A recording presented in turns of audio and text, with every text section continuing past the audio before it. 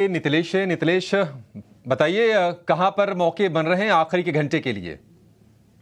देखिए, पहले मैं एक्सिस बैंक के शॉर्ट देना पसंद करूँगा। एक्सिस बैंक में अगर हम लोग देखेंगे तो एक अच्छा खासा हायर लेवल के ऊपर एक ट्रेंड लाइन का रिजेक्शन लेने की कोशिश कर रहा है। तो 1105 से लेके 1110 इस रेंज में बिकवाली करने की कोशिश करेंगे। ₹1110 का एक स्ट्रिक्टली स्टॉप लॉस, ₹1120 का एक स्ट्रिक्टली स्टॉप लॉस हम लोग मेंटेन करेंगे।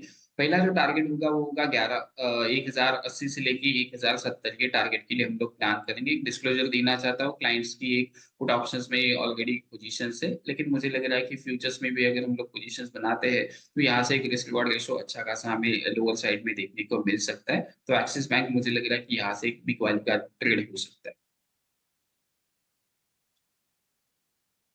ठीक है, तो एक्सिस बैंक हम देख रहे हैं कि बड़े हैवीवेट बैंकिंग काउंटर्स में बिकवाली भी है। एक्सिस बैंक में आप बिकवाली के लिए यहाँ पर ट्रेड ले सकते हैं। आधा % नीचे इस वक्त कारोबार कर रहा है। स्टॉप लॉस होगा 1120 का, टारगेट 1090 का। ये है ट्रेडिंग कॉल नीतिलेश जी की तरफ से। हमारे साथ कोटक सिक्योरिटीज से श्रीकांत चौहान भी मौजूद हैं। Shrikant, thank you so much समय देने के लिए टीना स्वदेश को। बताइए, आप अभी ट्रेड के मौके कहाँ देख रहे हैं? Good afternoon everyone. तो देखिए, मुझे लगता है कि इस पर्टिकुलर मार्केट में वैसे देखा जाए तो कई सारे स्टॉक्स में हमने अच्छा खासा करेक्शन देखा आज के दिन में। स्पेशली बैंक स्टॉक्स में हमने अच्छी खासी एक बिकवाली देखी प्राइवेट बैंक्स में। बट साथ ही साथ मुझे लगता है कि स्टॉक स्पेसिफिक एक्शन जो मार्केट में है वो कंटिन्यू रहेगा और आने वाले दिनों में हम और भी अच्छे कुछ स्पेसिफिक मोमेंटम वाले कुछ शेयर्स देख सकते हैं कि जहाँ पे अच्छी खासी अ, रेट रिस्क रिवॉर्ड रेशियो है और काफ़ी अच्छा मुनाफ़ा बन सकता है। स्पेसिफिकली अगर बात करें तो मुझे लगता है कि इस पर्टिकुलर मार्केट में इंडसइंड बैंक ये एक ऐसा स्टॉक है जिसे हम करंट लेवल से लॉन्ग करने की राय रखते हैं। उसका रीज़न यही है कि ये स्टॉक अपने इम्पोर्टेंट लेवल्स के करीब आ चुका है और हमेशा मैंने देखा है कि इम्पोर्टेंट लेवल्स यानी कि रेजिस्टेंस के करीब आने के बाद स्टॉक में थोड़ा-सा पॉज़ आता है और फिर उसमें वापस से एक रैली बनती है। तो करंट लेवल से इंडसइंड बैंक को लॉन्ग किया जा सकता है 1545 में। स्टॉप लॉस रखें यहाँ पे ₹1500 का, टारगेट्स नज़र आते हैं ₹1650 के। तो इंडसइंड बैंक हमें काफ़ी अच्छा लग रहा है और साथ ही साथ मुझे लगता है कि कंटेनर कॉर्पोरेशन ये एक स्टॉक है जो हमारे वॉच लिस्ट में होना चाहिए। करंट लेवल्स पे इम्पोर्टेंट सपोर्ट के करीब आ चुका है और सपोर्ट्स पे आने के बाद अभी इसमें पॉज़ बना हुआ है। तो अगर मैं करंट लेवल से इसे लॉन्ग करता हूँ जो 960 के करीब के है, यहाँ पे स्टॉप लॉस रखना पड़ेगा हमें 945 का, 945 का और टारगेट्स नज़र आते हैं यहाँ पे 1000 से लेकर 1020 के।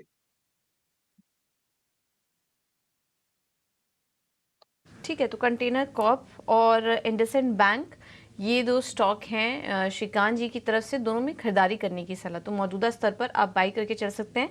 इंडसइंड बैंक में 1650 के लक्ष्य के लिए और कंटेनर कॉर्प में ₹1000 का लक्ष्य लेवल और स्टॉप लॉस और टारगेट आपको बता दिया, आपकी स्क्रीन पर है। चलिए अंशुल से भी समझ लेते हैं। अंशुल, आपकी ट्रेडिंग आइडियाज बताइए। देखिए, अभी जैसे मैंने कहा कि मिड कैप और स्मॉल कैप शेयर्स में काफ़ी प्रेशर है, तो अब मार्केट में वो समय आ गया है जहाँ लार्ज कैप्स पे ज़्यादा फोकस होना चाहिए। पहला मैं बाय कॉल दूंगा इंडिगो पे। 6 हफ्ते का बेस ब्रेकआउट आया है, 6 हफ्ते की कंसोलिडेशन के बाद से आज ब्रेकआउट दिया है, तो 3210 3220 की रेंज में इसको बाई करके चलना चाहिए। ₹3180 का स्टॉप लॉस रहेगा और ₹3280 का टारगेट रहेगा। दूसरा बीटन डाउन जो इंडेक्स रहा है वो एफएमसीजी का रहा है, 7-8 हफ्ते कंटिन्यूअसली सेलिंग आई थी। उसके बाद से स्टेबलाइज़ होके अब स्टॉक्स थोड़े से ऊपर की तरफ मोमेंटम दे रहे हैं। तो दूसरा स्टॉक मैं देना चाहूँगा नेस्ले इंडस्ट्री का, ₹2620 में इसको बाय करना चाहिए। 2590 का स्टॉप लॉस रहेगा और ₹2670 का इसमें टारगेट रहेगा। अगेन टारगेट 2 से 3 दिन में अचीव किए जा सकते हैं।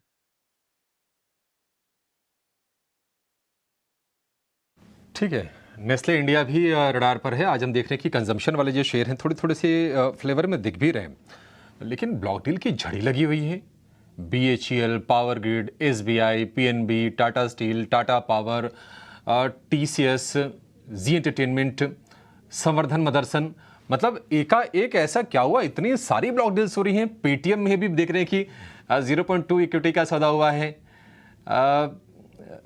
गजब का माहौल है। अविनाश जी, क्या कहेंगे इस ब्लॉक डील्स के बारे में आप?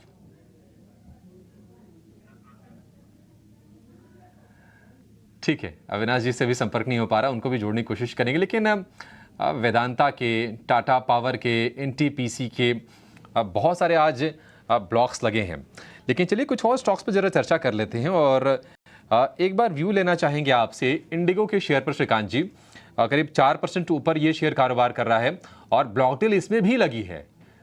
ऐसी खबरें हैं कि राकेश गंगवाल ने अपनी 6% के आसपास की इक्विटी डाइल्यूट की है और 4% ऊपर अब ये शेयर कारोबार कर रहा है। हालांकि शुरुआत थोड़ी कमजोर हुई थी, आज हमने इसमें 3,000 रुपए के आसपास के भाव देखे, वहां से करीब 200 रुपए रिकवर करके अब ये डे हाई के आसपास है। क्या करना है इसमें अभी?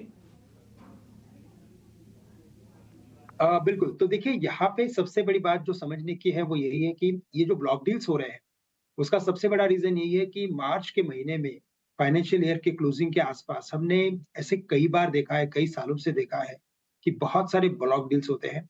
किसी एक स्कीम में से निकल के किसी दूसरी स्कीम में वो शेयर्स चले जाते हैं या तो किसी एक फैमिली अकाउंट में से निकल के किसी दूसरे फैमिली अकाउंट में शेयर्स जाते हैं और इसी वजह से ऐसे ब्लॉक डील्स हमें देखने मिलते हैं।